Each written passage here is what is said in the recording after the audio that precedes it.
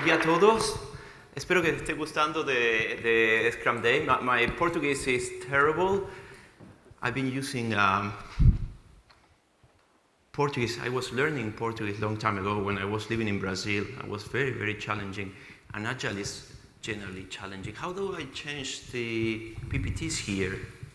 Do I have a remote control? I see here, right? Okay, thank you very much. So today I'm going to talk about 9 good things about Agile and Business Agile. 3 good things, 3 bad things, and 3 ugly things. I hope you can learn something from this. My name is ERICH BUHLER. I've been traveling around the world and working for different companies, different cultures, and I've seen so many Agile transformations. And let's see if it works. Yeah, fantastic. So where do you think you're going to be in probably 8 years' time? Your company is going to be in 8 years' time. Perhaps 5 years' time. Think your company is going to be different? What if I tell you 2 years' time? Do you think your company is going to be different? 1 year time? 2 months? This is just yesterday. The top is going to change probably the shape of the European Union. The bottom is going to probably change some of the Arabic countries, one of the most powerful countries in the world. And the right-hand side is going to change the heart of the European Union. This is the news from yesterday. It was just one single day. So, if you take a look at your company back, think what you were doing in 1 year time, 1 year back. You were probably doing something different. You don't realize how much you changed.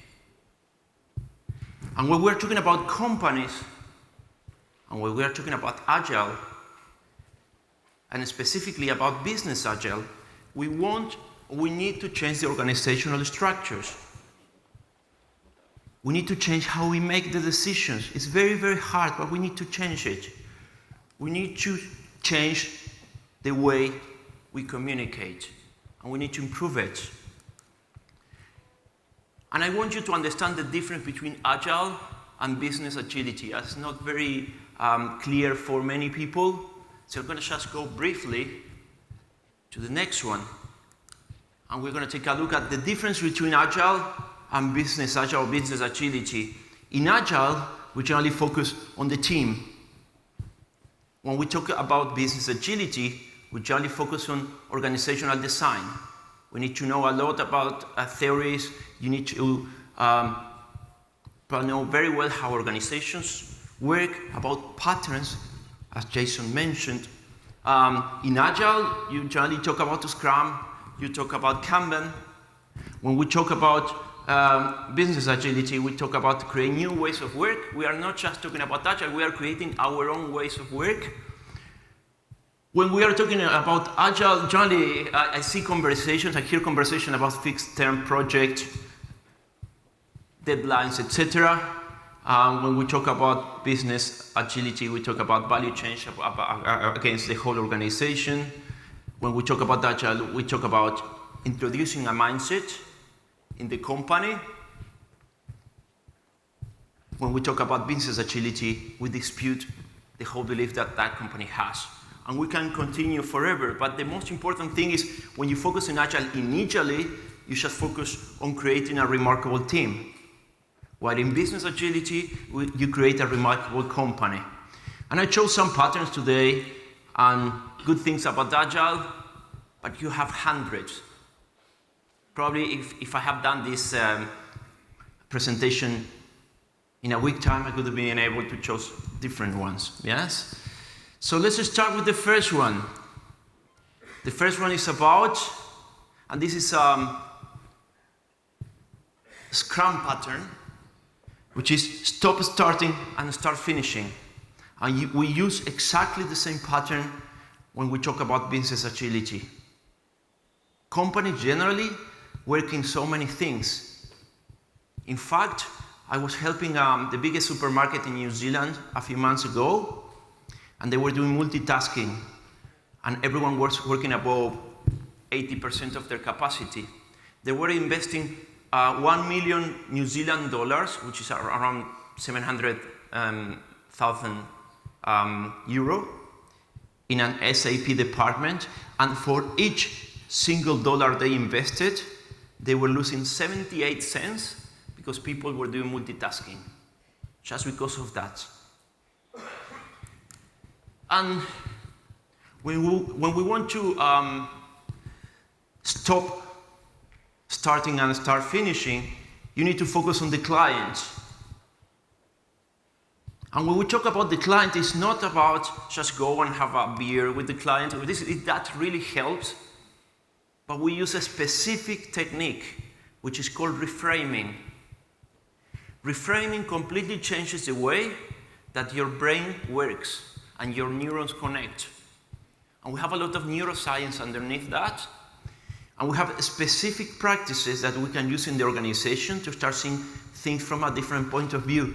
When we go to an organization, we generally use reframing to work with the CEOs. It's not just about seeing a problem from a different point of view. It's just completely rewiring your neurons and working in a completely different way. And that helps to have a unified definition of business value. You can't work in a company where everyone has a different idea of what business value is, because people end up fighting, right? And when we start working with reframing, we see that people start changing their minds. And after a few weeks, behaviors start change. And one of the major problems that you see in organization is real capacity versus imaginary capacity, this Disney World capacity, where companies generally think they have more capacity than what they currently have, and they just make some plans, and everything fails as a result of that. And we generally work with the CEOs after the reframing processes just to see what the real capacity is. It's very hard to stop working on things. People feel really attached to this. And in here we see one of the patterns, which is called ownership, psychological ownership. When you work very hard on something, you generally own the process, own the piece of code, own the application. And it's very, very hard for people to let it go. And we also have a specific techniques to work on that. And sometimes you have a lot of friction in the company. You don't know why. And it's because of the psychological ownership. Probably it happened to you. Someone fall in love with a piece of code, with an application or a product, and they don't want to change it. They feel proud of it, and it's fine. But the problem with agile companies is that they are constantly changing. So how do you level the psychological ownership with change? And that's something hard. And also something with jolly working companies is the definition of end of product. You can't just finish something and drop it there. You need to make sure that you leave everything in a good state before finishing with that. Yeah? And you also need to align expectations.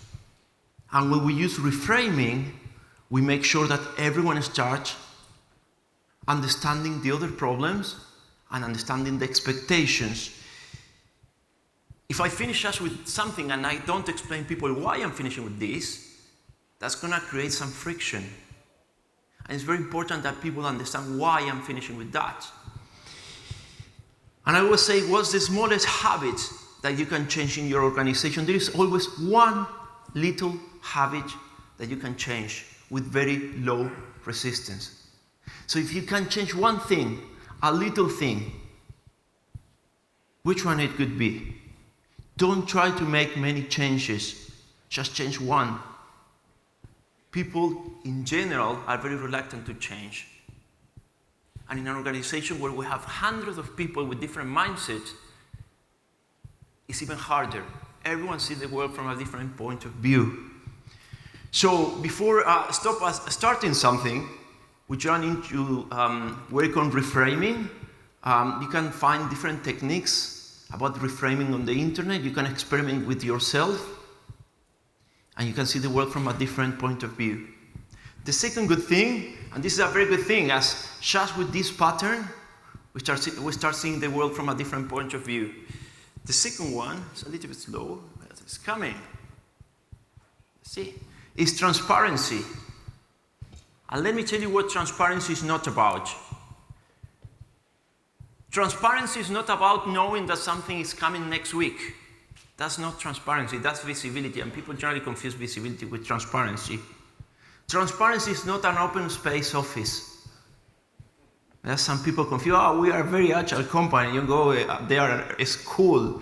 I love the sofas, I love the colors, but that's not transparency. Transparency is not a product backlog. It helps, but it's not transparency. And what is transparency? Well, for me, transparency is collaborative thinking. Is that instead of me thinking about the problem, I involve other people. I give visibility. I give some transparency about my frustrations, about my worries, about my challenges. And that is the first step in transparency. Understand other expectations. We talk about reframing. And in fact, tomorrow in the workshop about enterprise social systems, I'm going to show you some techniques to start doing some reframing. Being honest to your clients. How many times you know that we are not going to arrive on time and we just lie? If you're not honest to your client, you don't understand their expectations. And also, you need to understand, and I think Jason mentioned that in a different way, that some companies can't go faster. Some companies need more time than others, and that's a reality. I'm very bad at learning a new language. In fact, I always struggle with English, and other people are so much faster. And in company, you have hundreds of people with different skills. Some people are going to be faster at doing something, slower at changing, for example, in some areas. And we have some research in some specific areas of the company. People have some mindset where some techniques don't work, specifically some agile techniques, and we need to try other techniques. But at the end of the day, we know that the company, or we're going to be able to transform the company. So transparency is very important. It's very important to understand the difference between transparency and visibility. The third good thing, and again, what's the smallest habit, right? The third good thing is short experiment.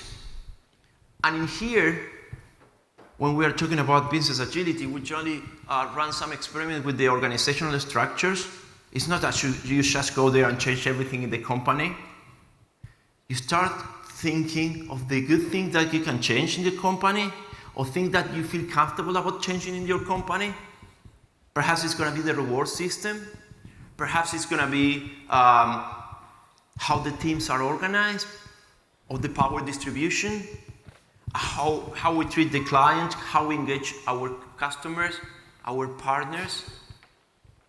It always happens. There is always something, some habit that you can change. It's what we call a micro habit. A micro habit is something really, really small that you can change, and which is going to produce a massive change in the company. But the most important thing is, how do you make a change? People sometimes don't have an idea how to make a change. They just experiment, and experimentation is very good. But we have been changing for thousands of years, and we have some little frameworks that can help you change. And let me tell you that we run some experiment with enterprise social system, which is a framework to accelerate change, and we speed up transformation probably twice, up to 3 times. Just by knowing a little framework. What do you know about change? How do you implement the change? Which framework you can use? That's the first initial question. And imagine the world is changing. You're going to need to change even faster. And in the next couple of years, with robotic and artificial intelligence, things are going to go faster and faster. So it's very important that you start running short experiments in your company, but it's not just about running experiment with software or in the IT area. It's running short experiments with the organizational structures and how you organize, how you connect. Okay, let's go to the one bad one. Is leadership not involved? This is something I've seen all around the world. And the question is, how do you get traction?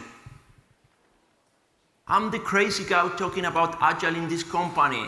Now what they listen to me. How do I get traction in the company?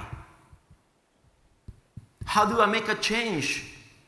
If nobody pays attention to me, I feel very frustrated. I feel that I'm going to leave the company on Monday. But I don't do it generally, yeah? But how do you do it?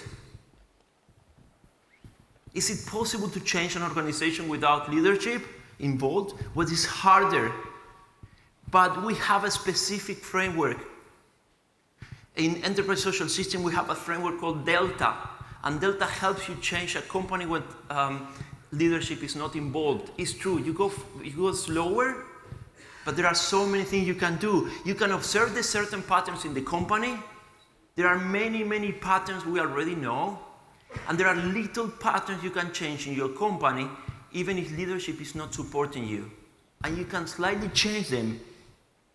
And just by changing those little patterns, you can make huge changes in the organization. Yeah? You can start by just building a cohesive team of leaders, just 2 or 3, talk to them. Sometimes when leadership is not involved, you can take those people to another company. Invite them to another company where they are doing Agile, or they are an Agile company, or they're doing Scrum. And that's going to reinforce visibility. And there are many ways of reinforcing visibility. So the good thing is that there are many, many things that you can do, even if leadership is not involved. That I know that many of you are having that problem at the moment in the organization. Perhaps I'm wrong. Yeah? That's an assumption. Agile manufacturing, that's the other bad thing. Using Agile to lower cost, using Agile to go faster. Agile is not to go generally Scrum. With Scrum, you generally end up going faster, but the idea is that you deliver the right thing to the client. Scaling by adding dozens of roles. Now we are using the Scale new framework, and we add dozens of roles. You never thought that you're making the company more complex and more complicated, and you are increasing the bureaucracy. And every dollar or euro you spend into bureaucracy, you are delivering less to your clients. So Agile is not about controlling and coordinating things. Some frameworks in Agile try to control and coordinate things. Agile is about self-organization. And companies are really, really complex. Companies are more similar to conflict we have currently now in the world than a formula, a mathematical formula. And again, if you are towards the Agile manufacturing, think why you are there. What do you want to achieve? And take a look at other companies. Agile as an excuse. This is another bad thing I've seen. I want my team to be different.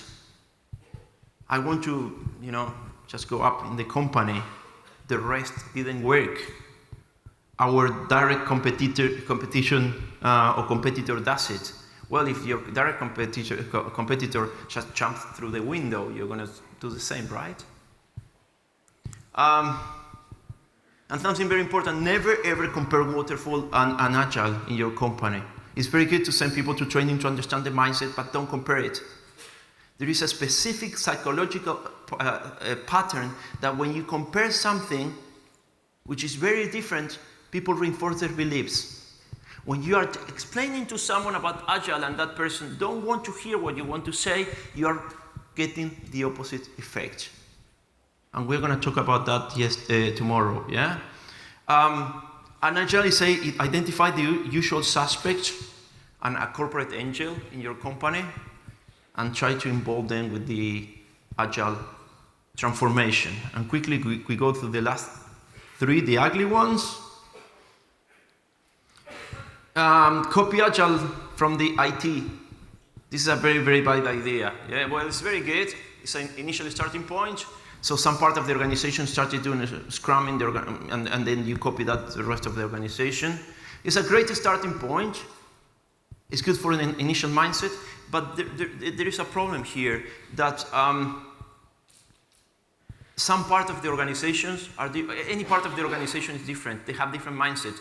So you are expanding one mindset to the rest of the organization, and also the restrictions. So it doesn't work that well. And then you go back to the industrial age when you just produce something in one area of the organization and you copy that to the rest of the organization. And we can talk about this for hours. Yeah? And the second ugly thing about Agile is the physical spaces. And in here I could say that most companies just have an open plan space and then they just copy that everywhere. But here what we are looking for is to have an open space which basically replicates the value stream. And the value stream is all the processes and people and how you create value to that client. So replicate that value stream into the offices in the organization. Yeah? So this is what we call social density, and we increase social density, how people connect in this value stream, and then we create an office which looks like this value stream. Yeah? And the last one today is about the ugly one, scale as soon as you can. So, and I would say if you're scaling as soon as you can, perhaps you're missing the point here. If you scale and your teams are not unstoppable, you have a lot of complexity, you have a lot of bureaucracy, your strategy does not scale, is a very bad idea to scale any part of your organization. So before scaling, just make sure that information flows quite quickly inside the organization. We have done some techniques to measure how information flows inside the organization. Make sure that the bureaucracy and the complexity is low and that teams can self-organize. If you have reached that point, then it's a good idea to start thinking of scaling. Thank you very much, and I will see you tomorrow for the Enterprise Social System workshop, and hope you have a great day. Thank you very much.